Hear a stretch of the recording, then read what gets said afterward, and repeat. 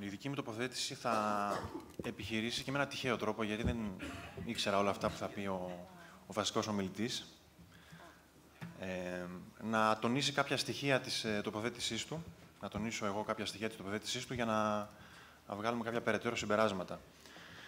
Η τοποθέτησή μου θα προσπαθήσει να περιγράψει κάποιες όψεις της εξέλιξης της αξιακής θεωρίας του Μάρξ, από τα πρώτα βήματα της ρήξης του Μάρξ με το ρικαρδιανό σύστημα, μέχρι την προβολή, κατά τη γνώμη μου, ενός νέου θεωρητικού συστήματος, το οποίο όλους μας έκδοση του κεφαλαίου του 1872, την έκδοση δηλαδή, η οποία μεταφράστηκε σε όλες τις γλώσσες και η οποία είναι η κλασική έκδοση του κεφαλαίου, την οποία διαβάζουμε όλοι σήμερα.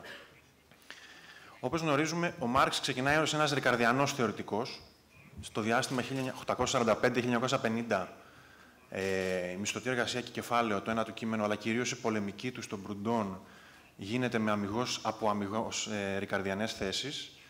Και το βασικό στοιχείο της κλασικής οικονομίας τότε, όπως ξέρουμε, είναι η διφυής φύση του εμπορεύματος. Δηλαδή, το προϊόν είναι ταυτόχρονα και εμπόρευμα. Και το προϊόν έχει αφενός μια αξία χρήσης που το καθιστά χρήσιμο, αλλά παρουσιάζει και μια ανταλλακτική αξία, δηλαδή μια ιδιότητα να ανταλλάζεται σε συγκεκριμένες ποσοτικές αναλογίες με άλλα εμπορεύματα. Αυτή είναι η διφυής φύση του εμπορεύματος. Ο Μάρξ αρχίζει να ασκεί την κριτική στο Ρικάρντο, μέσω κυρίως των συμπερασμάτων του Ρικάρντο για το χρήμα, μέσω δηλαδή της μονεταριστικής θεωρίας του Ρικάρντο.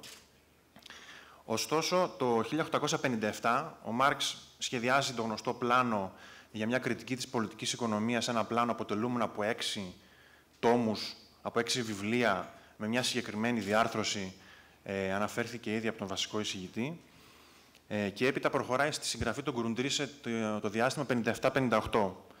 Νομίζω ότι η τελευταία σελίδα του Grundrisse, τουλάχιστον από τα κείμενα τα οποία γνωρίζουμε το ευρύ κοινό, όχι αυτά τα οποία πιθανώς να έχουν πρόσβαση όσοι έχουν πρόσβαση στη Μέγκα, η τελευταία σελίδα δείχνει ακριβώς αυτό, ότι ο Μάρξ πραγματεύεται και έχει μια ιδιαίτερη θεωρητική ανησυχία για τη διφυή φύση του εμπορεύματος. Και το 1858, όπως προκύπτει από τη Μέγκα, όπως διαβάζουμε από τους άμεσους ερευνητές της Μέγκα, ο Μάρξ το 1858 συλλαμβάνει ουσιαστικά την έννοια της διφυούς εργασίας, καθώς στο βαθμό που ένα προϊόν είναι και εμπόρευμα, στο βαθμό που ένα εμπόρευμα έχει και αξία χρήσης και ανταλλακτική αξία, τότε και η εργασία η οποία το παράγει πρέπει να έχει και αυτή κάποια διφυή φύση, ένα διφυή χαρακτήρα. Φυσικά, εγώ το λέω τελείως σχηματικά, είναι μια θεωρητική διαδικασία αυτή που οδηγεί σε αυτό το συμπέρασμα, εκ των υστέρων μπορεί να το παρουσιάσει τόσο σχηματικά όσο εγώ κάποιος. Ωστόσο, είναι μια μεγάλη ανακάλυψη που είναι το 1858 και είναι πιθανότατα το 1858 και είναι τον τελευταίο χρόνο πριν τη συγγραφή του πρώτου του έργου στα πλαίσια αυτού του θεωρητικού εγχειρήματος κριτικής πολιτικής οικονομίας, που είναι η εισαγωγή, το έργο του για την κριτική της πολιτικής οικονομίας, δηλαδή το έργο του 1859. Στο έργο για την κριτική της πολιτικής οικονομίας βλέπουμε το πρώτο βήμα ενός θεωρητικού εγχειρήματος κριτικής της πολιτικής οικονομίας. Εκεί κανείς συναντά στην εισαγωγή του έργου τη διατύπωση του διφυούς χαρακτήρα της εργασίας. Κατά τον Μάρξ, η αξία χρήσης του εμπορεύματος είναι αποτέλεσμα των διαφόρων ατομικών εργασιών. Ενώ η ανταλλακτική αξία που δημιουργείται είναι από την στερεοποίηση του χρόνου εργασίας, όπως λέει ο Μάρξ. Κάτι που υποδηλώνει μια δεύτερη ιδιότητα της εργασίας, να στερεοποιείται και να αποκρισταλώνεται μέσα στο εμπόρευμα σαν αυτό είναι ένα δοχείο. Ο Μάρξ δεν προβλέπει κάποια ορολογία για τα δύο είδη εργασίας, δηλαδή δεν έχει κατασταλάξει στους όρους συγκεκριμένη εργασία, αφηρημένη εργασία, και θα εξηγήσω και στο τέλος θα δώσω λίγο μια εικόνα για το τι σημασία έχει αυτή η ορολογία. Ωστόσο, αυτή η εργασία που παράγει αξία, η αξιοποιώς εργασία, αποκαλείται με εναλλαγές στους όρους όμοια εργασία, αδιαφοροποίητη εργασία, απλή, ομοιόμορφη, γενική, κοινωνική εργασία και σε κάποιο σημείο αναφέρεται και κοινωνική αφηρημένη εργασία. Η γενική αυτή εργασία, αν μπορούμε να την πούμε χρησιμοποιώντας τους τότε όρους του Μάρξ, προκύπτει από μια αφαίρεση από την ιδιαίτερη μορφή της ατομικής εργασίας, η οποία ατομική εργασία παράγει αξίες χρήσης. Είναι αδιαφοροποίητη εργασία, στην οποία έχουν σβηστεί όλα τα ιδιαίτερα χαρακτηριστικά του εργάτη, κατά τον Μάρξ. Τι είναι λοιπόν αυτή η αδιαφοροποίητη εργασία στο ξεκίνημα του εγχειρήματος του Μάρξ, κριτικής της πολιτικής οικονομίας? Είναι μια εργασία που είναι όμοια σε όλους. Καταλήγει λοιπόν να την υποδεικνύει ως αδιαφοροποίητη εργασία και την αναγνωρίζει στην απλή εργασία του ανειδίκευτου εργάτη κάθε εποχής. Δηλαδή την βρίσκει στην κοινωνία. Την θεωρεί μια πραγματική, μια εμπειρικά παρατηρήσιμη εργασία. Αυτό δίνει και το χαρακτήρα της αφαίρεσης που εκείνη τη στιγμή επιχειρεί ο Μάρξ. Έτσι και οι δύο χαρακτήρες εργασίας, και η συγκεκριμένη και η αφηρημένη, χωρίς να επαναλαμβάνω να υπάρχουν αυτοί οι όροι σε εκείνο το έργο, ορίζονται με όρους φυσιολογίας, με όρους νατουραλιστικούς, ως υλικές ατομικές δραστηριότητες. Σε εκείνη τη φάση, λοιπόν, ο Μάρξ καταλήγει στο ότι η αξία έχει δύο προσδιορισμούς. Έχει την υπόστασή της, αυτή την εργασία, και το μέγεθός της, που προσδιορίζεται από τη διάρκεια της εργασίας. Αυτή η φράση που μόλις ανέφερα είναι ο ορισμός του πιο υψηλού ρικαρδιανισμού, κατά τη γνώμη μου, του Μάρξ. Είναι η πιο υψηλή στιγμή. Και είναι αμιγώς σε ένα ρικαρδιανό σημείο, όπως ήδη αναφέρθηκε και ο βασικός συζητητής, ότι υπήρχε μια τέτοια περίοδος για τον Μάρξ. Ωστόσο, στην εισαγωγή αυτή θα βρούμε μια ιδιαίτερη διατύπωση του Μάρξ, η οποία εμφανίζεται αυτή τη στιγμή ως αμφισημία. Μια άλλη λέξη που χρησιμοποιήθηκε ήδη πολλές φορές. Διαβάζω ένα απόσπασμα. Οι ατομικές εργασίες, γράφει ο Μάρξ το 1959, γίνονται γενική εργασία, μετατρέπονται δηλαδή σε αυτό που λέμε αφηρημένη εργασία εκείνη την περίοδο, και με αυτόν τον τρόπο κοινωνική εργασία, μόνο όταν ανταλλάσσονται πραγματικά η μία έναντι της άλλης.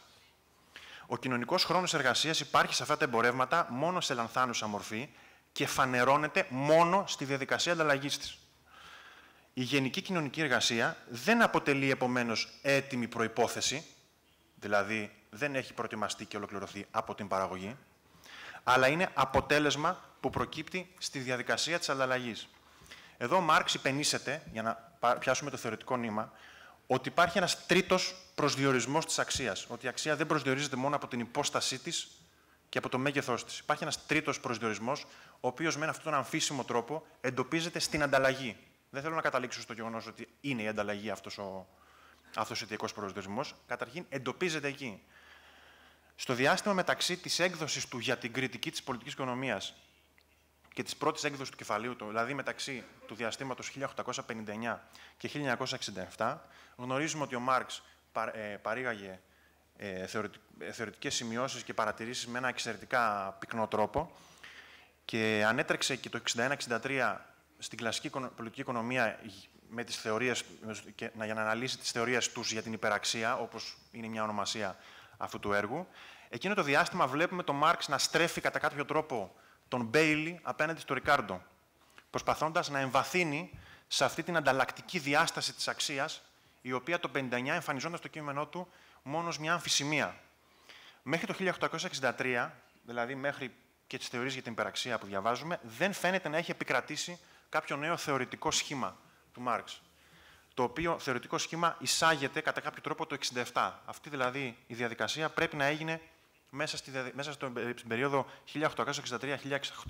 1863-1867, οπότε και προετοιμάζονται σημειώσεις και σχεδιαγράμματα και πλήρες σημειώσεις για τους 3 τόμους του κεφαλαίου. Τους 2 τους πήρε ο Έγγελς πολύ αργότερα και τους έκανε πραγματική έκδοση, ενώ ο πρώτος τόμος ξαναδιορθώνεται, τον ξαναεπεξεργάζεται ο Μάρξ και το 1867 τον εκδίδει ως τον πρώτο τόμο. Σε αυτό το διάστημα γίνεται και η μεταβολή του πλάνου του Μάρξ από το 6άτομο έργο σε ένα 4άτομο έργο πολύ διαφορετικής δομής και σίγουρα αυτή η αλλαγή έπαιξε ρόλο και στη θεωρητική του μεταστροφή ή και το ανάποδο. Η θεωρητική του αυτή μεταστροφή και η εμβάθυνση σε αυτό που θα αποκαλέσω ρήξη με τον ρικαρδιανισμό μπορεί να όρισε και τη μετατροπή αυτού του 6άτομου έργου σε 4άτομο. Αυτό είναι ένα ζήτημα που θα διασαφηνίσουν οι ερευνητές. Πάμε λοιπόν στην πρώτη έκδοση του 1967. Μελετώντας το πρώτο μέρος του κεφαλαίου από την πρώτη του έκδοση, παρατηρούμε ότι και εδώ υπάρχει ο διφυής χαρακτήρας εργασίας. Επίσης, παρατηρούμε να μην υπάρχει ακόμα κατασταλαγμένη ορολογία συγκεκριμένης και αφηρημένης εργασίας. Ο Μάρξ δηλαδή ακόμη λιγότερο αποφεύγει να ονομάσει αυτή την εργασία. Ωστόσο, υπερηφανεύεται για την ανακάλυψή του και πράγματι υπάρχει η διφυής φύση της εργασίας. Η εργασία συνεχίζει στο πρώτο μέρος του πρώτου κεφαλαίου, να παρουσιάζεται ως μια ατομική εργασιακή δραστηριότητα και ορίζεται με τρόπο φυσιολογικό. Η σύνθετη εργασία, η οποία είναι η δεύτερη φύση της εργασίας, ανάγεται ακόμα σε απλή εργασία, η οποία είναι υψωμένη σε μία δύναμη. Ο Μάρξ, μάλιστα, για να περιγράψει, ή μάλλον για να αποφύγει να περιγράψει τον τρόπο αναγωγής σύνθετης εργασίας σε απλή, αφού αναφέρει την αναγωγή της σύνθετης εργασίας σε απλή, αναφέρει ότι οι κανόνες που διέπουν αυτή την αναγωγή εδώ είναι αδιάφοροι. Ακριβώς επειδή η αναγωγή λογίζεται για τον Μάρξ ακόμη με τεχνικούς όρους. Άρα είναι πράγματι αδιάφορο το να αναφέρει μια τέτοια τεχνική αναγωγή σύνθετης εργασίας, απλή εργασία. Θα δούμε σε αυτό το σημείο τι κάνει στη δεύτερη έκδοση. Ωστόσο, ο Μάρξ δρομολογεί μια νέα προσέγγιση στη σχέση εργασίας και αξίας όταν γράφει το εξής. Το αξιακό είναι των εμπορευμάτων, δεν πηγάζει από τη φύση, αλλά πηγάζει από την κοινωνία. Η κοινωνική ουσία η οποία εκφράζεται σε διάφορες αξίες χρήσης είναι η εργασία. Η κοινή κοινωνική ουσία, λοιπόν, δεν θα προκύψει από τις ρικαρδιανές προκείμενες της αξιακής θεωρίας του Μάρξ, αλλά από την ανάπτυξη της αξιακής μορφής, η οποία στην εισαγωγή στην κριτική πολιτική οικονομία του 1959 διατυπωνόταν μόλις σε μια λανθάνουσα μορφή. Η οριακή στιγμή της ρήξης του Μάρξ με τον ρικαρδιανισμό είναι η δήλωσή του ότι αφού αναλύει την υπόσταση της αξίας, αφού αναλύει και το μέτρο της αξίας, απομένει να αναλυθεί η μορφή της αξίας, ορίζοντας αυτόν τον τρίτο προσδιορισμό ως ένα εσωτερικό προσδιορισμό της αξίας. Στην έκδοση του 1972, η οποία είναι και η πληρέστερη και αυτή την οποία έχουμε διαβάσει όλοι και μπορούμε να μιλάμε με πιο απτά παραδείγματα, μπορούμε να δούμε και να μελετήσουμε τα αποτελέσματα αυτής της θεωρητικής επανάστασης του Μάρξ. Η πρώτη εξέλιξη που παρατηρεί κανείς είναι η ορολογία συγκεκριμένη εργασία, αφηρημένη εργασία, για να περιγραφεί η διφυής φύση της εργασίας. Στο πρώτο υποκεφάλαιο του πρώτου κεφαλαίου περιγράφεται η σχέση εργασίας και αξίας κοντά στη ρικαρδιανή παράδοση, ουσία και μέγεθος. Ωστόσο, ο Μάρξ στρέφεται σε μια αντιρικαρδιανή κατεύθυνση όταν εξηγεί το είδος της αφαίρεσης που ακολουθεί για τον προσδιορισμό της αφηρημένης εργασίας. Γράφει: αν εξετάσουμε τώρα το υπόλοιμα των προϊόντων της εργασίας, βλέπουμε ότι δεν απόμεινε από αυτά τίποτα εκτός από την ίδια φαντασματική αντικειμενικότητα. Ένα απλό πείγμα διάκριτης ανθρώπινης εργασίας. Η αξιοποιώς εργασία, λοιπόν, η αφηρημένη εργασία, ενώ παραμένει απλή και σύνθετη εργασία, ενώ ο Μάρξ αναφέρει ότι είναι εξόδεμα ανθρώπινου μυαλού, ανθρώπινων μειώνων, νεύρων και χεριών, δηλαδή ενώ έχει αυτή την ρικαρδιανή αφήγηση, ωστόσο προειδοποιεί ότι έχει ταυτόχρονα και χαρακτηριστικά φαντασματικά, μη απλά, μη απτά, μη υλικά. Ενώ λοιπόν στην έκδοση του 1967 για την αναγωγή ο Μάρξ είπε ότι είναι αδιάφορο ποιοι κανόνες διέπουν αυτή την αναγωγή, στο 1872 έχει αντικαταστήσει αυτή την αποστροφή με την εξής ανάλυση.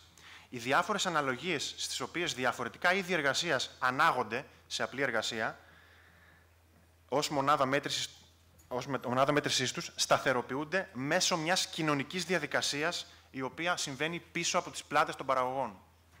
Στην πραγματικότητα, στην τελική έκδοση αυτού του 1872, συνυπάρχουν στην πραγματικότητα δύο εκδοχές, τουλάχιστον λεκτικές, της σχέσης αφηρημένης εργασίας και αξίας. Υπάρχουν σημεία στα οποία ο Μάρξ γράφει: στο εμπόρευμα συσσωρεύεται εργασία και άρα αξία. Οι αξίες είναι αποκρισταλώματα αφηρημένης εργασίας. Η εργασία ενσωματώνεται στα εμπορεύματα. Η εργασία αντικειμενοποιείται στα εμπορεύματα. Η αξία είναι πείγμα εργασίας. Η εργασία περιέχεται στα εμπορεύματα. Οι παραπάνω διατυπώσεις αντλούνται σαφώς από μια ρικαρδιανή αντίληψη του Μάρξ και η σύλληψη της αξίας ως ένα απόθεμα αφηρημένης εργασίας, ως δηλαδή του εμπορεύματος ένα δοχείο που γεμίζει ώρες εργασίας, μέσα στο εμπόρευμα δηλαδή συσσωρεύεται αφηρημένη εργασία, οδηγεί σε δύο βασικά θεωρητικά συμπεράσματα, τα οποία κατά τη γνώμη μου εγκαταλείπει ο Μάρξ εκείνη την περίοδο. Πρώτον, η εργασία καταναλώνεται σε αξία. Τίκεται και αποθηκεύεται στα προϊόντα. Είναι σαν ένα κερί που λιώνει και αποθηκεύεται μέσα σε ένα δοχείο. Το αποτέλεσμά του είναι πάλι το ίδιο, η ίδια ουσία. Δηλαδή, ουσιαστικά η σύλληψη αυτή έχει να κάνει με το ότι υπάρχει μια ομοούσια σχέση εργασίας και αξίας. Και δεν απέχει πολύ, όπως τόνιζε και ο Ρούμπιν ήδη από το 1923, να πει κανείς ότι η εργασία είναι αξία σε αυτή την περίπτωση.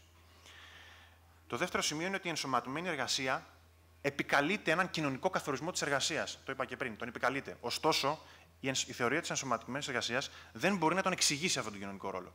Μπορεί μόνο να τον επικαλείται και να τον παρατηρεί. Όπως κάνει πάρα πολλές φορές ο Μάρξ, πιθανώς και πολύ πριν την πρώτη έκδοση του κεφαλαίου. Η δεύτερη εκδοχή της σχέσης εργασίας και αξίας απαντάται σε μια σειρά διατυπώσεων στο ίδιο μέρος του κεφαλαίου, στο πρώτο μέρος του κεφαλαίου, όπου ο Μάρξ επαναλαμβάνει τις εξής φράσεις. Στο εμπόρευμα εκφράζεται αφηρημένη εργασία. Η εργασία εκδηλώνεται στην αξία. Η αξία και η τιμή αντιπροσωπεύει περισσότερη ή λιγότερη εργασία και κυρίως η βασική σύλληψη, που είναι και μια ορολογία που θέλω να τονίσω, η εργασία παριστάνεται στην αξία. Έχουμε λοιπόν δύο λανθάνουσες αφηγήσεις περί αξίας. Την αξία ως συσσωρευμένη εργασία και την εργασία που παριστάνεται σε αξία. Είναι εντυπωσιακό ότι αυτή η παραγνώριση μεταξύ του η ενσωματωμένη εργασία ή η εργασία που παριστάνεται έχει περάσει και αυτούσια στη μεταφράση του κεφαλαίου. Ο Ρούμπιν το 23 αφιερώνει μια ολόκληρη παράγραφο για να μας εξηγήσει ότι στα ρωσικά η μετάφραση του όρου, η φράση «η εργασία παριστάνεται στην αξία», ο ίδιος ο Ρούμπιν λέει ότι υπάρχει ένας όρος ο οποίος εύκολα μπορεί να μπερδέψει τον αναγνώστη και να νομίσει ότι η εργασία είναι αξία και να χάσει το πραγματικό νόημα της θεωρίας του Μάρξ, που είναι ότι η εργασία παριστάνεται στην αξία. Αν κανείς νομίζει ότι αυτό είναι μια τυχαία εξαίρεση και ότι δεν προκύπτει από μια διαχρονική σύλληψη του Μάρξ, θα σας παραπέμψω στις μεταφράσεις αγγλικές του κεφαλαίου. Υπάρχουν δύο. Τον Σάμουελ Μουρ και Έντουαρντ Άβελινγκ, που είναι το 1887 η πρώτη αγγλική μετάφραση του κεφαλαίου, η οποία την επιμελείται και ο Έγκελς, στην οποία το δεύτερο υποκεφάλαιο διαβάζεται «The dual character of the labor embodied in commodities», ενσωματωμένη στα εμπορεύματα. Η δεύτερη μετάφραση, η οποία είναι ακόμη και η έκδοση του Penguin στη δεκαετία του 70, που θεωρείται πολύ ανώτερη μετάφραση και όντως είναι, επίσης κάνει το ίδιο λάθος. Αλλά και στην ίδια την ελληνική μετάφραση, στις ελληνικές μεταφράσεις, μεταφράζουμε ως η εργασία είναι ενσωματωμένη στα εμπορεύματα, σε αυτόν τον τίτλο, και όχι ότι η εργασία παριστάνεται στα εμπορεύματα. Και το τελικό μου σχόλιο είναι το εξής, για να προσπαθήσω λίγο να το συμπτύξω. Αυτή είναι η διάσταση της μαρξικής αξιακής θεωρίας που, κατά τη γνώμη μου, εγκαθιδρύεται στο μαρξικό έργο. Και είναι ο κοινωνικός χαρακτήρας της εργασίας, ο οποίος δεν μπορεί να αποδοθεί με το ρικαρδιανό σχήμα. Και το τελικό σχόλιο είναι το εξής, σε αυτό που είπε ο βασικός εισηγητής. Πράγματι, όσον αφορά την ανταλλαγή, ο Μάρξ, τονίζοντας την αξιακή μορφή, στο κεφάλαιο την αξιακή μορφή, με αυτόν τον τρόπο πράγματι δίνει ένα βάρος στην ανταλλαγή. Δηλαδή, ο Μάρξ γράφει, επειδή οι παραγωγοί έρχονται σε κοινωνική επαφή μόνο με την ανταλλαγή των προϊόντων της εργασίας τους, τα ειδικά κοινωνικά χαρακτηριστικά των εργασιών τους, δηλαδή ο αφηρημένος τους χαρακτήρας, φανερώνονται μονάχα στα πλαίσια της ανταλλαγής. Οι ατομικές εργασίες δουν στην πράξη σαν μέλη της συνολικής εργασίας της κοινωνίας, δηλαδή μέρος της αφηρημένης εργασίας, μόνο μέσω των σχέσεών τους που η ανταλλαγή φέρνει τα προϊόντα της εργασίας μεταξύ τους. Μόνο μέσα στα πλαίσια της ανταλλαγής αποκτούν τα προϊόντα της εργασίας μια κοινωνικά όμοια αξιακή αντικειμενικότητα. Έτσι λοιπόν, θέλω να πω τελική κατακλείδα, η οποία είναι η εξής, ότι ο Μάρξ πράγματι με τον τρίτο προσδιορισμό της αξίας και με όλη αυτή τη θεωρητική επανάσταση και την εγκατάλειψη του ρικαρδιανού μοντέλου, πράγματι δίνει ένα βάρος, το οποίο είναι μέχρι και ελεκτικό βάρος, τον βλέπεις μέχρι και τις διορθώσεις της γαλλικής έκδοσης, να τονίζει ότι μόνο η ανταλλαγή προσδίδει αξία στα εμπορεύματα. Αυτό δεν είναι, όπως είπε και ο κύριος Χάινριχ, κάποια στροφή στον νεοκλασικισμό, στην νεοκλασική θεωρία. Δεν είμαστε νεοκλασικοί αν παραδεχθούμε ότι ο προσδιορισμός αξίας είναι τόσο από την παραγωγή όσο και από την ανταλλαγή. Αυτό που διαφεύγει συνήθως από τις αναγνώσεις του κεφαλαίου είναι μία έννοια του μεταβολισμού, η οποία χρησιμοποιεί ο Μάρξ κάπως άρρητα και η οποία επίσης δεν έχει περάσει στις διάφορες μεταφράσεις αγγλικές και ελληνικές κτλ. Η μεταβολική διαδικασία την οποία υπονοεί ο Μάρξ είναι μια διαδικασία η οποία δεν έχει αρχή και τέλος, δεν έχει αίτιο και αποτέλεσμα με τη γραμμική έννοια που το σκεφτόμαστε εμείς. Δεν υπάρχει φάση της μεταβολικής διαδικασίας της καπιταλιστικής παραγωγής, η οποία να προηγείται και κάποια φάση που να έπεται. Και η παραγωγή και η ανταλλαγή καταλήγει, θεωρώ, ο Μάρξ σιγά-σιγά προς τη δεύτερη έκδοση του κεφαλαίου, καταλήγουν να επικαθορίζουν εξίσου την αξία και θεωρώ ότι και η παραγωγή και η ανταλλαγή επενεργούν ταυτόχρονα και συνθέτουν ταυτόχρονα τις αξιακές ιδιότητες της κοινωνικής αναπαραγωγής στον καπιταλισμό. Δεν είναι νεοκλασική θεωρία να πει κανείς ότι η ανταλλαγή είναι ένας προσδιοριστικός παράγοντας και νομίζω ότι σε ένα συγκυριακό πλαίσιο στον τέλος του 20ου αιώνα, αλλά και αργότερα και για πολιτικούς λόγους και ορθότατα, οι μαρξιστές δώσαν πάρα πολύ μεγάλο βάρος στον προσδιορισμό από την παραγωγή, χάνοντας όμως, κατά τη γνώμη μου, σε κάποιο βαθμό την αναγκαία ρήξη με το ρικαρδιανό μοντέλο. Ευχαριστώ.